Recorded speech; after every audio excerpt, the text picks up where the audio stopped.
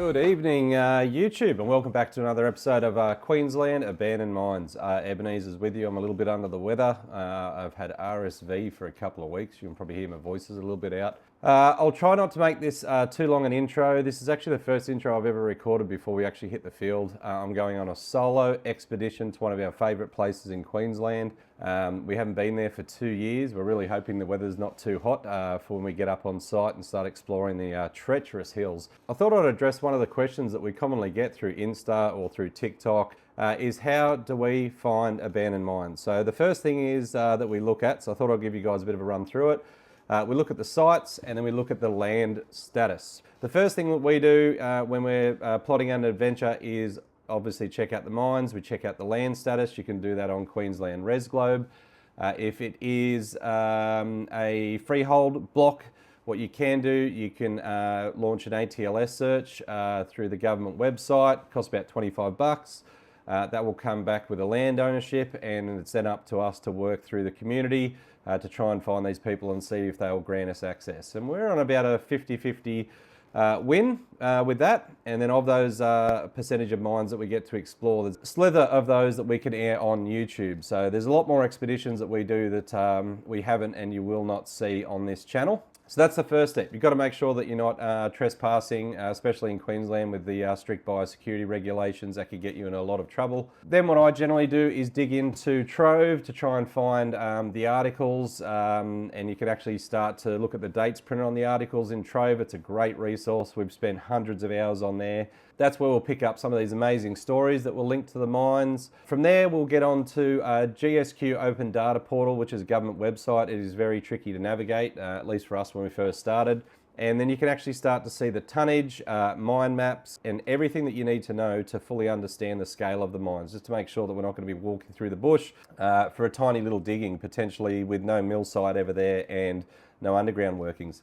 Now, once we're on site at a new location, it is normally quite laborious because we are really at the mercy of just trying to use all of the clues that the miners left behind. Now, I know when I first started exploring with Buck Chansey, I used to take him right up into the hills. I didn't know how experienced he was at using these resources on hand to piece together the mines.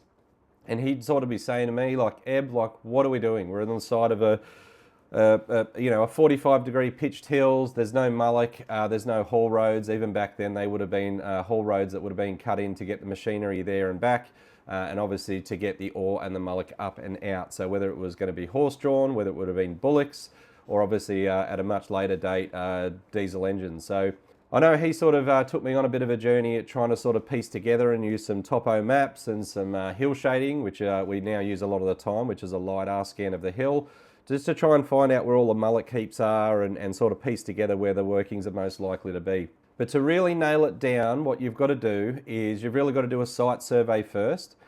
We've got a GPS watch. It's a Garmin Phoenix 7. We've gone for the Sapphire edition because we do a lot of rock climbing, so the screen of it doesn't get absolutely destroyed. And what we'll do, we'll drop a couple of pins at some landmarks that are on site. Now that could be the foundations of a mill, it could be an adit, it could be a open cast digging, it could be a trench. Once we've got about 4 or 5 of those GPS pins absolutely locked, we will extrapolate that data as a KML file. We will import that into Google Earth. That will give us the lay of the land. And then what we do, we get the historical mapping, whether it be all of the underground workings or it could be just a really basic topo map that shows all of their haul roads, and it could have showed the milling operations, it could have shown a couple of adits, and we'll overlay a map, we'll zoom it all around and move it all around, and we'll make sure that all of the workings line up perfectly to the KML files that we already know of. What we can then do is re-import that into Google Earth, and every single mine location or old mill or even the old parts of the township, we can drop further KMLs. We will name them all. Google Earth then has a feature that you can get all of those KMLs and export them. And then we've got an app that we use to navigate. I can send those KML files back to my Garmin, and I literally have a little navigational tool on my wrist that can lead us to every single location that's out there in the field. So now the reason why I'm bringing that up is because The mountain that you're about to see me tackle, we've actually been back to for 4 full days. We know that no one has seen the upper drives for over 100 years. And to get to even the lower workings is pretty much the best part of half a day just to get up there. The same thing happens every time we're there. We have ideas of grandeur and we get there and we go, oh my God, we forgot how hot and steep the hills are.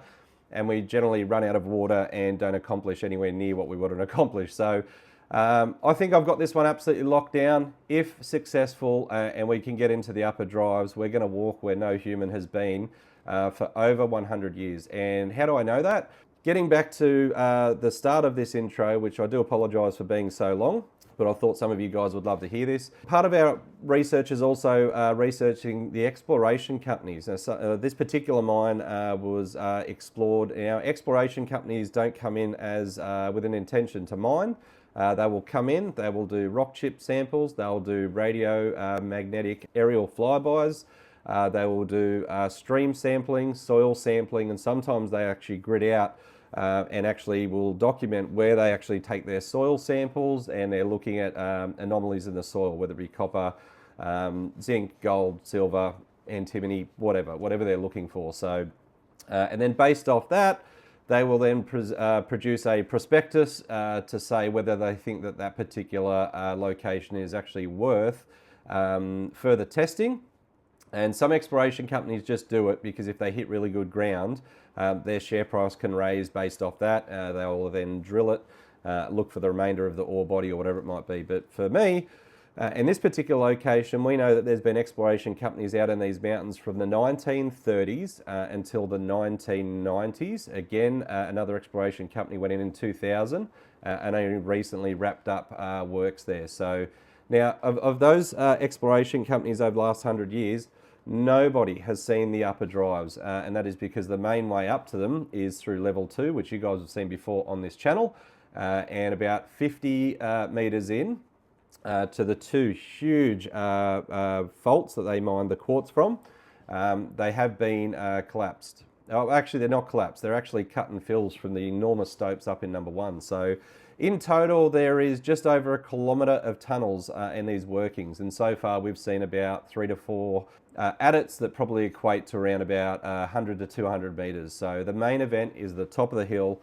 I have spent hours troweling through all of the research, all of the Trove articles, and I've come up with what I think is a really comprehensive and finite way to get into these upper workings. So one way is extremely dangerous, and seeing it will be a solo explore, I do not want to embark on that adventure. It is actually an ore pass inside number 2, which would lead up to number 1. Not keen on that because right at the start of the ore pass is a cut and fill stope that we cannot see the top of. There's probably thousands of tons of waste rock in there, and it's all suspended in air above 120-year-old hardwood beams that are completely riddled with white ants. Some of them bowed, and the one that's in the middle is actually snapped. So to climb up onto the ore pass above it could trigger a collapse in that stope, and that would actually seal me in there forever with no way out. So not going there unless I absolutely have to. So I hope that just sheds a little bit of a light on how much work that we've actually that we need to embark on when we go on these adventures. I know for this particular mine, I've spent a further 20 to 30 hours researching all the stories. There are some amazing stories from this place. I know there are some low energy moments when I'm sort of filming and editing, where I'm traversing through crazy lantana, and I'm going to do some narration on those to share some of those really cool stories. Some of them are legendary about this place. So without further ado, I hope that addresses it. So always start your adventures with Queensland Res Globe. Check out the boundary, check out the land status. There's no excuses for trespassers. I am up there in 3 weeks' time. I'm dedicating an entire day to finding the upper workings, and I've got some pins, and it looks like we might have missed the number 1 adit by as little as 50 meters. That was Sam and I trying to scramble up almost a sheer cliff face to get to it. But I think if I push a little bit further, I'm going to find my way in there. So without further ado, we hope everyone's really well. If you're watching this, then that means it has been a successful mission. This is the first time I've filmed a intro before the survey or before the editing even starts. So without further ado, enjoy tonight's episode. Alrighty guys, the adventure has begun in an undesirable fashion. I had every single person at work and every member of my family say not to take this thing. We'll go up and get John's thoughts. We've arrived at our little cabin.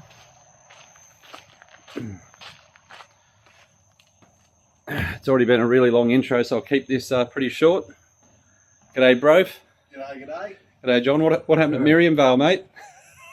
Failed starter motor in a big way. Battery good, starter motor bad. Yep. It's hill parking from now on. A lot of pushing. So I now have to park on a hill because these guys gratefully gave us a push start. All right, the adventure has begun. Brophy's wrangling a python off the road. Oh, he's got it. Get it to safety, mate. Careful, careful, careful. That's it. Awesome. Good work, brother. Good work. All right, the car's still running because the starter motor's cooked. This audio is going to be trashed. Today is hot, and this episode is coming to you in a crystal clear 4K 60 frames per second. I have a sneaky little gold pan. Again, we're not going to name the location. But we are going up there again. Oh boy. Anything, bro? Got the finest macro piece of gold right here. Let's try to isolate it a little bit. Oh, you got more than one. Couple bits, there you go. That little pile there. There you go. Where my pointer finger is. Oh, it's like flour. Yeah. Enough to buy a third of a Kit Kat. Nice. Oh, first pan. Not bad. So we don't really know, no one really knows where the tailing storage was on the beds of the creek. So every time this creek floods, it does shed its gold back through the creeks. And there'll probably be gold coming back through here and redepositing ultra fine stuff because it's already been milled. But it'll keep redepositing for probably 100 years or so, maybe more. But it is minute.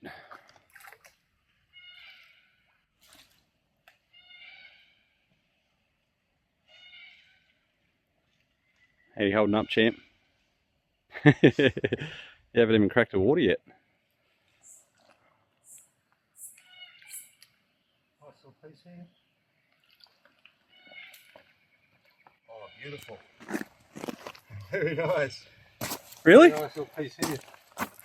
Almost flat, what the size of a match head. Whoa, whoa! That's almost a picker. Yeah, it would be if I had my... Snuffer bottle. Yeah. Whoa! There's another little one just there, see it? Yeah. Just to the right. You can see the evidence of all the alluvial stuff. If you actually follow my fingers up there, you actually see stacked rock along there. So what the miners would need to do is move all these boulders out of the creek so they could actually get through. All the gold would all filter through all of this and down into the bedrock. So they'd need to stack all the rocks so they could get down further. And there are stories of up to 400 men, all their equipment, getting completely washed down the river. All the humpies, all the tents, down that way. And some people gave up and never came back.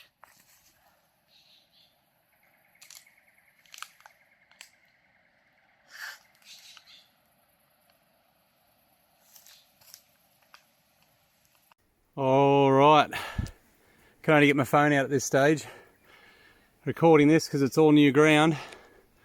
This is not the good camera. Right at the top of the hill, middle of nowhere.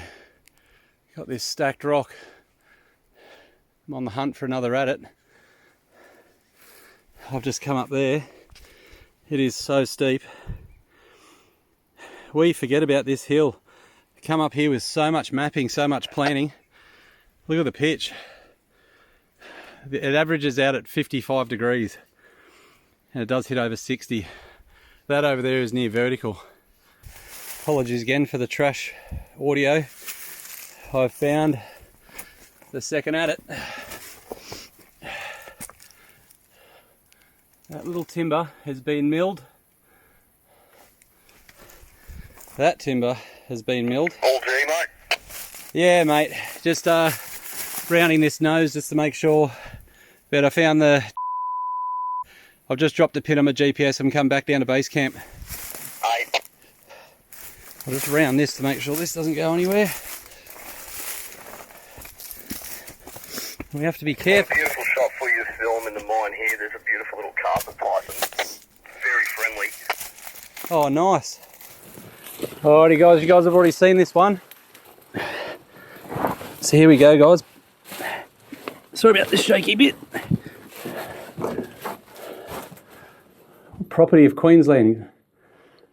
Health, I think. Wow, that's weird. Yeah.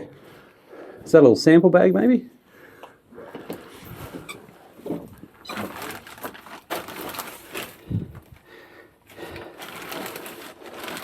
Got candles and... All right. So don't spend too long in this one. We're not going to film this one because you guys have seen it. You go back to the Valley of Lost Mines. You guys have seen all those tunnels. We can't go down that one today because things can change in a mine. And the O2 is down to about 18 down the end there, and there is no bats. I'd like to introduce you to a good mate of mine. This here's Veronica. She's a baby children's python. Mine snake. Hello, gorgeous. You're all right. You're all right, darling. Oh, don't push towards me, I'm scared of snakes. Oh, she's all right. So is that a Stimson? I think it's a children's. Oh, that's a ripper. Isn't she beautiful? Looks like you've done that before, mate. Brophy actually rescued a snake that had been run over. Oh, please don't let it come towards me. I don't like it. Come here. Harper's got a Stimson. Yeah? Yeah.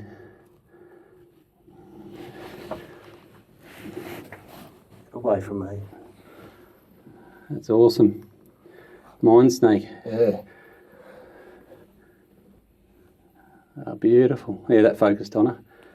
She's gone a bit glazed, so I think she's going to shed. She's got a beautiful Yeah. tint to her. I'll let you be. What would she be eating in here? Just all the moths? Yeah. She gets bigger, she'll graduate to bats. I'll zoom in on her. I can still see her. Yeah, she's a beauty. Yeah. I don't go on the cobwebs. Oh, no, you don't want to be in there. Get out. That's not a good way to go. Come up here. You're going to get yourself stuck. Up here. There you go. So you're actually, she's on the hanging wall. Yeah. And that's the fault gouge. Look how shit it is. Wonder if she has a buddy down here. And she's got to breed some here. Yeah. I don't want to find its dad. Or mum. Won't be happy if it does to the daughter. We'll get out of this one. There's a funny story with these candles. Last time I was in here, I thought they were like miners' candles. From like the, well, this Hard Rocks started in 1891. The Alluvials was 1866. But I thought they were from the 1880s, or 1890s it would have been. This one went in 1892. And then further down the drive, down that way, we found a little bit of packaging that said Spotlight. So it said 10 pack for $2. So it's probably from the early 2000s. So there's probably been some kids in here. But yeah, some cool stories about this one, guys. Might I just put down the camera and share one with you? Yeah, so a little bit about the history from the Valley of Lost Mines. Oh, it's hot today. It's actually hotter in here, isn't it? Yeah. Somehow. So all the alluvials started in around about February or March of 1866 by... That's me. Is that you? That's just CO. By September of 1866, the post office was in. There was about 1,000 people in the town. And the town... I've actually always wanted to talk about this, but if you've watched if you've grown up watching the Californian gold rush, you'll think that they were all gun-toting, get shot at night. There's all these crazy stories about the Nevada gold rush, stories from Cerro Gordo about people having to put sandbags over their beds, otherwise they'd innocently get shot at night. Queensland was not like that because there's been archaeological digs. There's actually one place called Allenstown. It's actually on freehold lease land. And they actually do an archaeological dig, and they've surveyed the entire land, and they actually find that the amount of fizzy drink bottles compared to alcohol bottles proves that the men weren't big drinkers. And they can look around the township, and there's not all lead bullets lying around. But this place is different. Mount Morgan, really just the first era of Mount Morgan had already started. Obviously, Gympie started with Nash's Gully in 1867. And the only people that came to this location were the unemployed from Rockhampton, which is out towards the northeast, towards the coast. This place was wild. It was lawless. There was actually stories of 4 guys that the actual water came down the gorge and flooded all the miners out. And because everyone had left town, 4 miners sunk a 40-foot shaft right in the middle of the main road. But the craziest story is the tensions between the Chinese. There was 300 Chinese on the north bank of the river, and there's a story that says all of the Europeans, but it was a 300 on 300, so a 600 person all-in brawl. There was a lot of racial tension. They went over to the Chinese humpies. They torched all of their tents. They trashed all of their gardens. And if you read between the lines, there's only 2 articles written on it. It looks like the Europeans got their asses handed to them. The Chinese were hard workers. All of the Europeans went back to the pub that night, and just like in The Simpsons when they light their torch, the angry mob, they all went back to the Chinese camps and burnt it. Now, 8 people were arrested the next morning, but I've overlaid that with some of the court data, and no one was actually charged. So it's probably a factor that's not researched, but you can almost assume that they got off without so much of a warning. So yeah, some crazy stories from this place. This place was wild. It was actually one of the wildest mining claims in Australia for its time. Let's keep exploring. Where are you going, John? Oh, nice, John. All right, buddy, you're up. All right. Shaky camera, I don't care. This is intense. Well, that's the... That means it's top. Yeah, that's the scree slate from number 3. I vote we just go to that and then try our best to get up it. How was that bit, John? How'd you find that, Harps? What's that? 70-degree pitch? Hey, what do you got up there, mate? Well, that side of the vein all looks like it's pyrite. Oh, yeah. But, where was it? Look above my pinky. Look at that. Yeah, see, the pyrite's like a tile, see it? Yeah, it's very square. It's very square, but look at that, and there's a completely different pigment. And it's right where that tongue of quartz is. See, that's it. It's a little line of gold. That bottom part of it is. Above it's pyrite. That part just there, that's gold. Oh, man. Far out. This is rich as. Yeah, this was... so many pyrites. It was up to 17 ounce per tonne. Oh, God. And in the face it went down to like a gram. Where the big horse was. You all right? I'd be careful pulling too much down. Yeah. Look at this big mother. That's beautiful. It's in this stuff here. There, that's what you want. That Yes. stuff.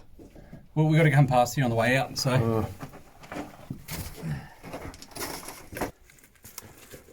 Oh. Cheers, brother. We always see something different.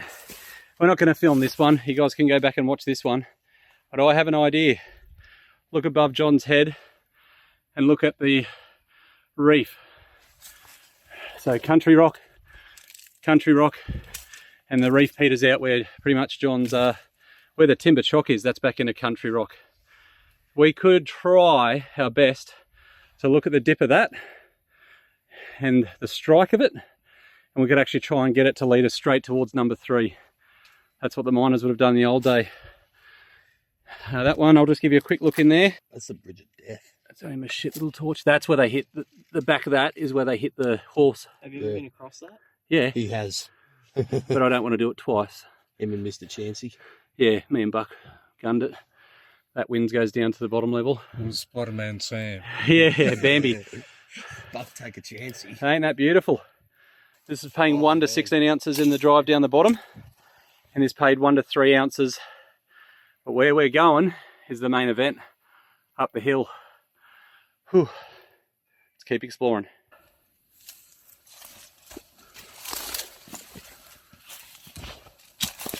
Looks like a big old post here. Loose and rotted now. Yeah. Beautiful old bricks there. Any markings on them? Nah, not that I can see. They're homemade by the looks of it. Maybe they had a fireplace up here. Yeah. Get some food. Got a compressor pipe. And we've got the remnants of a big old open stope. One just below Harper's feet there where I started shooting, and another one here. They probably mined out the vein. Roughly in the same direction as the Yeah, same strike. We have to punch through on an old miner's trail through there. About 20% of the foliage just tears your hands to shreds. But this is why we do what we do. Rope's already had a good day. We've seen some free gold, seen some pyritic ore. We've panned a speck. Hey? We panned a speck. Yeah, we panned more than a speck. Yeah, it's been a good morning. What do you think, H? Found a python. Found a python? Two. Wait. 2? Yes, we found 2 pythons. Did. Yeah. All right, quick breather. We've conquered about 80% of the altitude, so now we've just got to find number 3. Number 2, we're going to set up base camp at number 2. We're going to check out the ore pass. Last time we deemed it too dangerous, but that was 2 years ago. We still won't do it if we sort of vote that it's too sketch. And we're going to try and find the elusive number 1. Harps, how's today been? Hard work. Hard work. All right. Pan things around for you guys. This is one of the most scenic adits in Australia.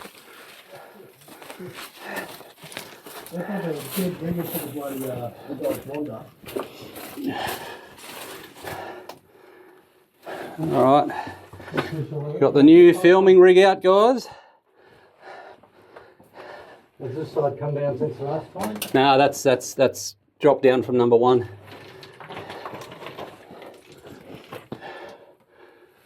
The same spiders are in here, look. Massive huntsmen. There is no ventilation here. Look at the size of that thing. He was in here last time. There's his buddy, missing a leg. A little shot hole.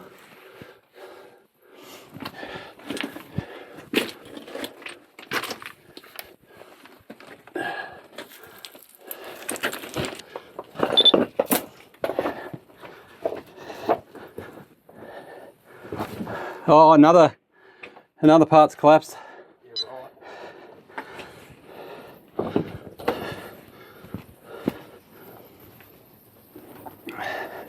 All right, coming through, gang.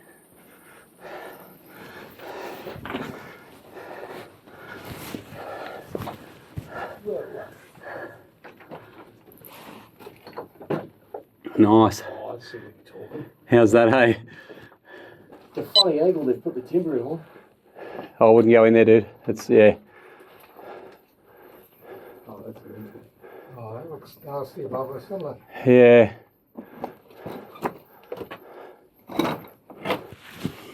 Come over with this, bro. This is the main reef. So that's reef number 1. Yeah. In here. They didn't drive that along. This is still country rock, and this is the main event. Oh, beautiful. Yeah. So this isn't collapsed. Oh, that's there. That's good. There's lots more bats this time.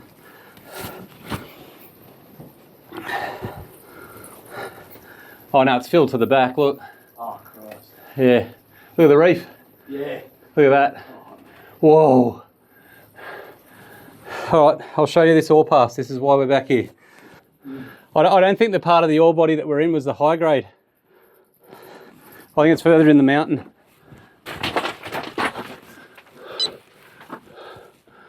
Holy smokes. Holy smokes. So one more termite bite, and that'll be down.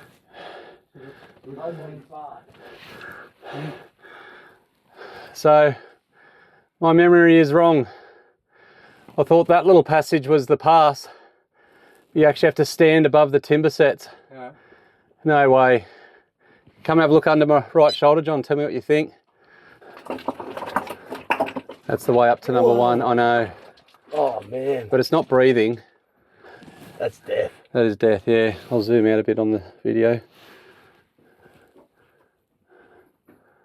So they've sunk, or they've knocked in a raise on the strike, see? Oh, that neat cribbing. That board's gone down the bottom. That board's gone. What was that? All right. Yeah, we're coming out. After you, buddy.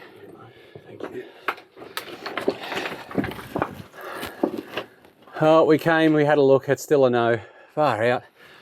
We're gonna have to find number one. All right. This is our lunch break outside of number two.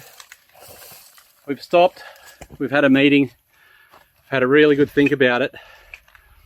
Number one has got to be about 40 metres further up the mountain. So we've taken a bearing on this drive, and that ore pass actually came back up. It would actually only shoot out over the top of those rocks, which is nowhere near number one. And we kind of spoke about it, that whoever goes in there and climbs it would trigger the avalanche. They would get up, but never get out. Not worth it. Takes about 6 hours to get back to the car. We are going to hunt for number one. Giddy up. All right, we're in uncharted territory. Old mine timber. Another one. We haven't found this one yet. That's the load above me. She's a bit dicey. Oh, what? You sure that faces? Did anyone go to the face?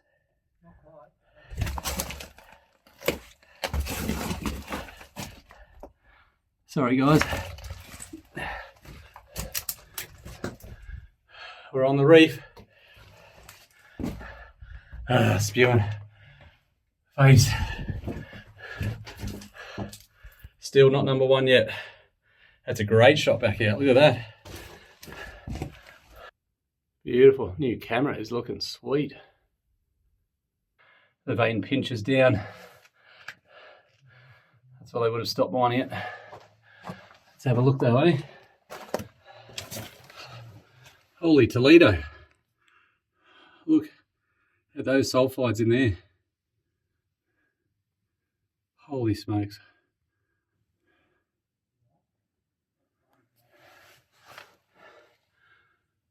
That is nicely mineralised. Up in the pocket up in there too. Through the backs it doesn't look as a high grade. That's, I wonder why they stopped there. I guess it pinches down there to less than an inch. That looks worth chasing. My lord. All right, we'll get out of this one.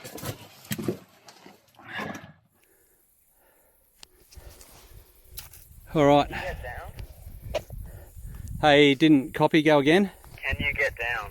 Yes, I just don't have the energy to do it, but I can see ground disturbance below me and I can see what looks like a landing. All right. Down. Come along the ridge line till you see me, and it's about 15 metres below me. Gotcha. All right guys, we've made it all the way to the ridge line. We came up this near vert hill. Absolute mission. But check this out. I'll stand up. Look at that down there. That looks like a landing. That's how all the other adits look like. You know, same miners, same mine manager, same methodology. That could be the number one. It's right where it's meant to be. Bang on.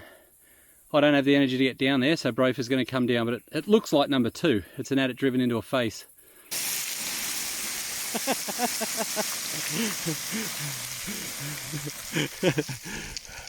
Well, the veins on your arms, Harps. You're shredded, bruh.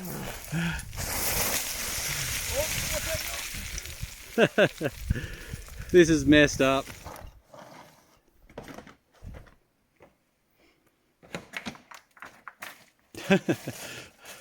So shirt is soaked, and this shirt is that soaked with a wet line on my pants all the way down to my shins. So that was next level crazy. I'm so glad to see this creek again. I'm going to retire after today. I've gotten too fat. Oh my god. Well, we're back in the hotel room. Harper's just turned 18, so he's having his first little cruiser. Refused to go outside, so I made him shin ramyun, but that's more than okay because I'm really grateful he's here with me. Yeah. Special guest. It's great father and son time. And I do have to say, for the YouTube audience, there's almost 3,000, he absolutely served it to me. I ran out of gas. I said I was going to resign, retire from mine exploring, and he just powered through. And yes, he did carry my bag for over 100 metres down the hill, and I was negging out and being a bit of a fairy. So I obviously didn't film that bit. Well done, mate. I'm glad you're with us on this trip. Enjoy your spicy noodles, which are going to destroy your stomach tomorrow. While we go look for the one.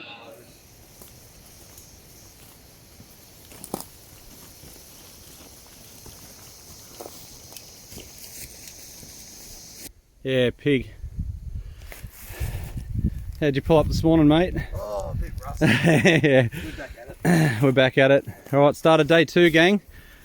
We have lost our cloud cover, but we have about 20%. We have about 20% of ground to cover. Harp's talking a lot of trash last night about his map expert. He's very quiet this morning. Make sure you film when you take a Flat break. covered with rubber vine. Yeah, this is where we'll come out. Do you reckon that creek looks pretty accessible? No. No. Alright, we've spotted the mullock down in the creek bed. Got the good camera out for this bit because we've got this old hand railing from God knows when. Actually goes the whole way around the hill.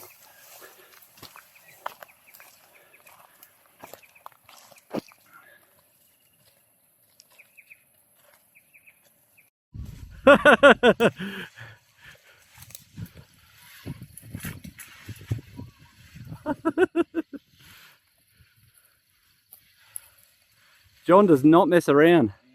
What did you say about John last night, Harps? What? He said he's a weapon. Harp was full of energy last night. Not so... He said this was... Hey? Am I going in the right direction? Yeah. You have to go a bit to your left. What happened to all the enthusiasm, Harps? Yeah, I know. Alright, so John's trying to find the incline shaft. Don't fall down it. We're on the rail spur line. Everything over this side of the claim, we won't name the claim, it was all American. That's the old boiler. Down there is the old engine housing for the hoist. The incline shaft that John's battling through, it's timbered and laddered all the way to the bottom. And there was an aerial tramway. This is obviously the mullock from the rail spur.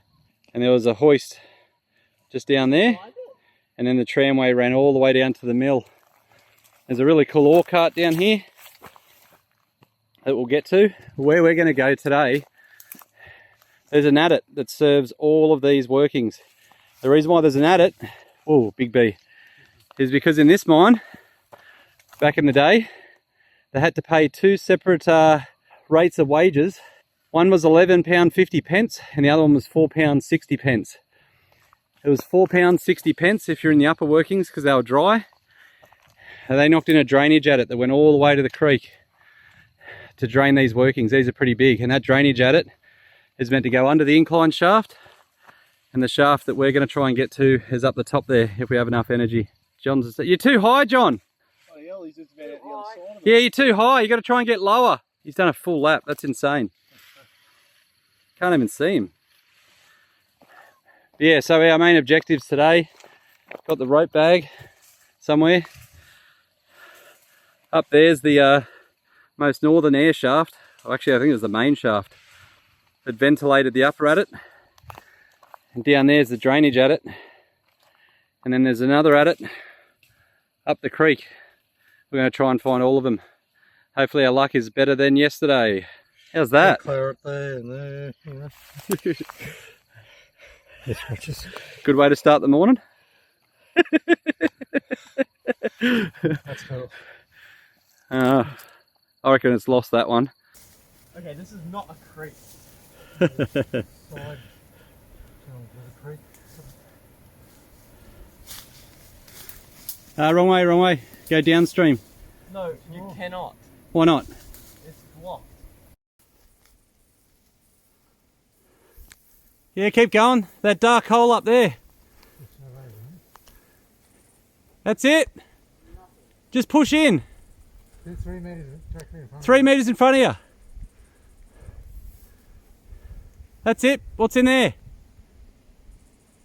Just put your head in. No, to your right. No, that's what I thought it was. Oh, to your right. Yeah. Oh yeah. Just what's in there, Hubs? Can you touch the ground? Yeah. It's not it. It'd only be a little hole these days. It's 120 years old. Oh, that's the way, Sonny Jim.